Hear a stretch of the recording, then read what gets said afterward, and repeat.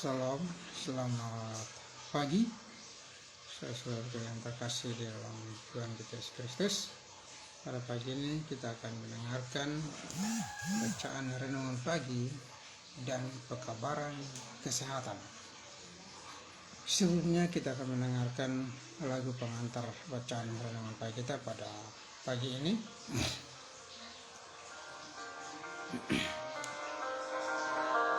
Rahmat Bapa percaya.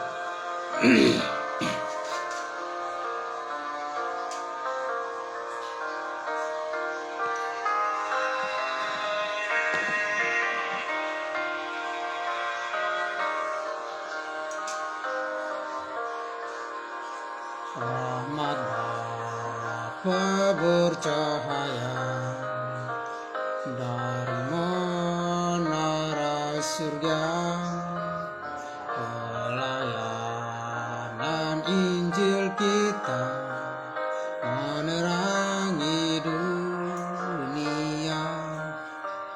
Pancarkan terang lampumu menembusi gelombang, supaya dapatlah kamu selamatkan yang terhilang.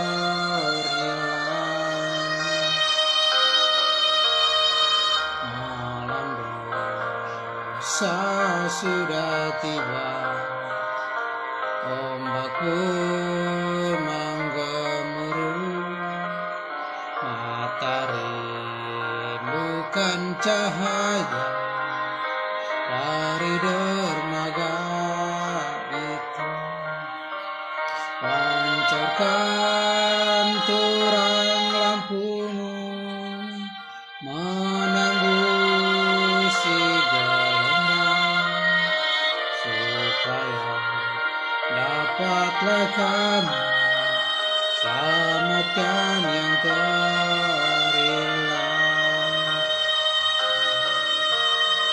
Lampumu selalu nyalakan bagi yang hanyut lelah, yang mencari pelabuhan dalam malam yang gelap.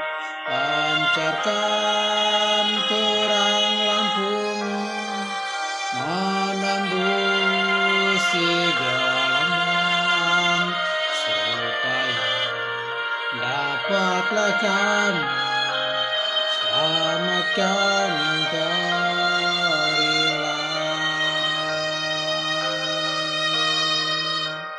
Amin. Marilah kita satu di dalam doa. Kita berdoa. Tuhan Allah Bapa yang bersama yang bertahta di dalam kerajaan sorga, Allah yang begitu baik, yang selalu kami rasakan kasih-Mu. Oleh karena begitu besar kasih-Mu yang kami rasakan secara khusus pada malam dalam tidur kami, hingga pada pagi ini Bapa, kami boleh dapat dibangunkan dengan tubuh yang sehat dan tidak kurang suatu apapun. Bapa yang bertata dalam kerajaan surga, saat ini kami hendak mendengarkan suara melalui bacaan renungan pagi dan pekabaran kesehatan. Biarlah ya Tuhan, kami mohon kuasa Roh-Mu dapat mengurapi kami, memberikan hikmat dan pengertian bagi kami ya Bapa, agar firman-Mu kami boleh dapat mengerti dan dapat menguatkan akan iman kami. Kami boleh tetap setia dan terus berusaha menyerahkan akan hidup kami ke dalam tangan dengan setia mempelajari firman. Untuk itu ya Tuhan, kami boleh bertumbuh di dalam kerendahan kami. Terima kasih Tuhan, di dalam nama Yesus Kristus kami berdoa dan mengucap syukur kepada Bapa di surga. Amin. Oke, bacaan renungan pagi kita dan pekabaran kesehatan pada hari ini, hari Jumat, tanggal 21 Maret 2025, dengan judul Cahaya di Ujung Terowongan. Ayatnya di dalam Mazmur 77 ayat 3 dan 5 sampai ayat yang kelima. Pada hari kesusahanku, aku mencari Tuhan. Malam-malam tanganku terulur dan tidak menjadi lesu. Jiwaku enggan dihiburkan. Apabila aku mengingat Allah, maka aku mengerang. Apabila aku merenung, makin lemah, lesulah semangatku.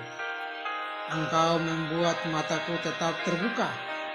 Aku gelisah sehingga tidak dapat berkata-kata.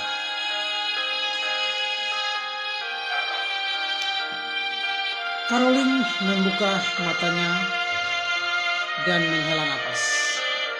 Dia harus bangun, tetapi tidak bisa menggerakkan tubuhnya. Apa yang terjadi padanya? Mataharinya bersinar di luar rumah, tetapi dia tidak bisa menghilangkan kabut di benaknya. Dia memiliki segala alasan untuk hidup. Jika Anda melihat kehidupannya dari sudut pandang orang lain, tetapi dari sudut pandangnya sendiri tidak ada. Perasaan putus asa dan kesulitan untuk tidur, rasa bersalah dan jauh dari Tuhan, seperti yang diungkapkan Daud, adalah semua gejala dari apa yang sekarang kita ketahui sebagai penyakit depresi. Ini adalah penyakit yang ditentukan secara genetik, yang disebabkan oleh penurunan bahan kimia tertentu di otak. Penderitanya merasakan seperti ada awan berat yang menekan pundaknya. Perasaan ini mungkin begitu kuat hingga mengarah pada pikiran atau tindakan bunuh diri. Bentuk ringan dari kondisi ini dapat ditolong dengan berolahraga. Namun seringkali si penderita terlalu sakit untuk berinisiatif melakukannya. Bahkan orang Kristen yang berdedikasi pun mungkin merasa seperti Tuhan telah meninggalkan mereka dan berkata seperti Daud, "Aku teringat akan Engkau, ya Allah, dan aku mengerang." Bagi orang-orang ini, pengobatan diperlukan dan bahkan dapat menyelamatkan nyawa. Tidak mungkin lagi bagi orang yang benar-benar menderita depresi klinis untuk menjadi lebih baik dan bersemangat hidup. Sebagaimana seorang penderita diabetes muda tidak dapat menurunkan gula darahnya hanya dengan berpikir bahwa gulanya lebih rendah. Keduanya menderita penyakit kimia yang memerlukan perawatan kimia. Orang Kristen seringkali merasa sangat tertekan karena merasa tertekan. Bagi mereka, kabar baiknya adalah ini bukan kesalahan mereka. Mereka menderita penyakit dan itu bisa diobati. Terlepas dari beberapa kemungkinan efek samping, bila obat-obatan antidepresi digunakan dengan hati-hati dan bijaksana, dapat mengubah hidup dan menyelamatkan nyawa. Semua penderita depresi harus diperlukan dengan kasih sayang dan diberikan dorongan semangat. Mereka perlu membuat keadaan kimiawi mereka senormal mungkin dan mengingat pemazmur yang sama menulis kata-kata menyedihkan dalam Mazmur 77, juga menulis dalam Mazmur 81 ayat 1. Bersorak-soraklah bagi Allah, kekuatan kita.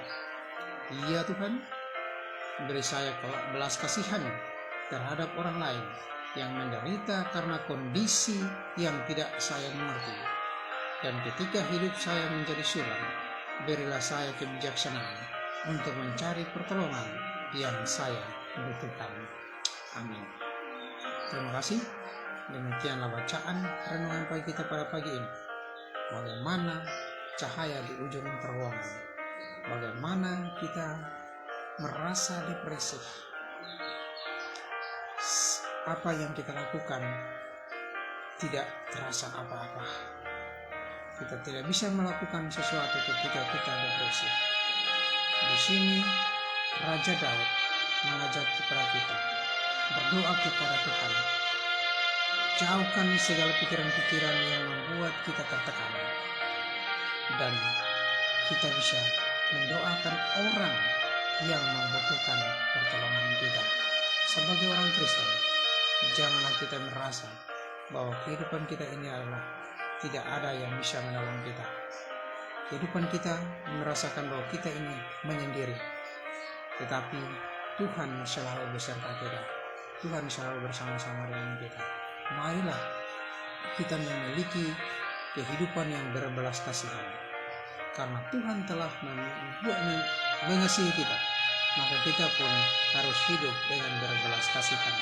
Jauhkan daripada segala pikiran-pikiran yang membeban kita, yang memikirkan tentang kita di dalam tekanan. Tetapi marilah cahaya Tuhan selalu bersinar di dalam kehidupan kita, selalu memberikan terang bagi kita, yaitu kita terus berseru kepada Tuhan, berdoa dan bacakan firman Tuhan, maka kita menghilangkan segala kehidupan stres kita. Terima kasih dan saudara-saudara yang terkasih dalam Tuhan. Semoga firman Tuhan kita pada pagi ini boleh menjadi inspirasi dan motivasi kita agar kita tetap setia memuji dan memuliakan nama Tuhan. Terima kasih saudara Asukai Gebelai yang sudah menonton dan mendengarkan akan firman Tuhan kita pada pagi ini. Biarlah boleh menjadi berkat bagi saudara dan saya dan juga semua sahabat-sahabat kita di mana saja berada. Terima kasih.